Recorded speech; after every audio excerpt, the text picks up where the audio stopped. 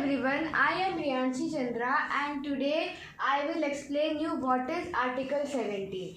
So Article 17 first of all is an act in Indian Constitution which says that abolition of untouchability means end up with untouchability. So the first line of that is untouchability is abolished and its practice in any form is forbidden. Means untouchability has end.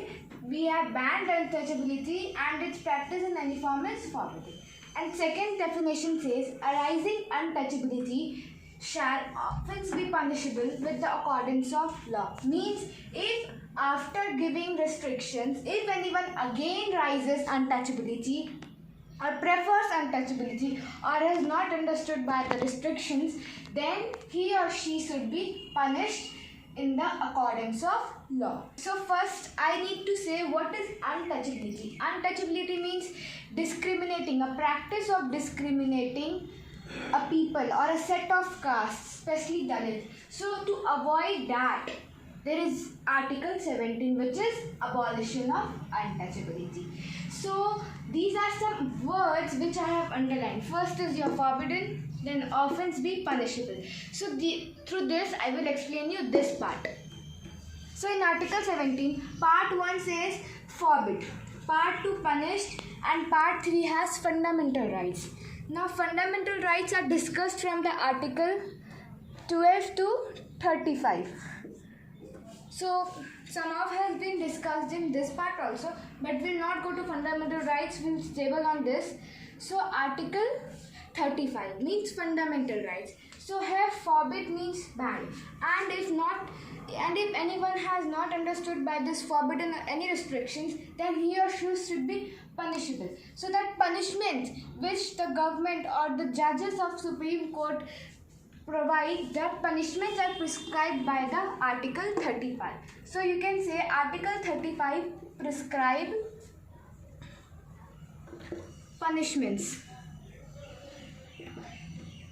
Okay, clear? Okay, so now this is the second part, which is Untouchability Offences Act 1955. So there should be some acts also to avoid untouchability, the practice of untouchability. So our Indian government passed an act which is in 1955, Untouchability Offences Act 1955. Now in 1965, Committee on Union Territories Economic and Education Development of Scheduled Caste, there was a committee held, or a meeting you can say, there was a committee on which Union Territories Economic and Educational Development of Scheduled Caste. So again in 1976, this was renamed as Protection of Civil Rights Act 1955. This was the same Untouchability Offences Act which was renamed in 1976 Protection of Civil Rights Act. So now to this rights, whoever will not follow these acts, whoever will not follow will be punished. Offense punishable. So let me write. Punishable. So now whatever punishment the judges will judge, so that punishment Article 35 prescribes. So what Article 35 prescribe? Punishments. Okay. So I think it would be clear. So now let's come to some important points. So the first important point that you should know that untouchability. I think you'll have noticed untouchability. Now this untouchability, if this was not in the inverted comma, that and anyone can give the the code that untouchability, we are doing that type of practicing untouchability because the person to whom we are practicing untouchability is being suffering from deadly disease. But in the whole constitution, untouchability word is in inverted comma, which means that practicing untouchability to the scheduled caste or the lower caste. Now one thing I want to note that in untouchability, this inverted comma, this untouchability word is not defined or not discussed in the whole act or the constitution. You just mark it that this untouchability word is not defined or discussed in your whole constitution or act. In whole constitution or act. Okay.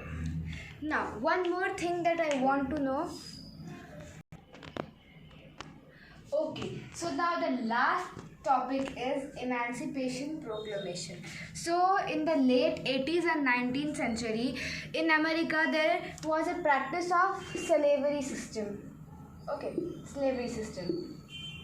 So, the President of America at that time, who was Mr. Abraham Lincoln, passed an act which was named this Emancipation Proclamation, which says that number of slaves who are there in America should be declared free.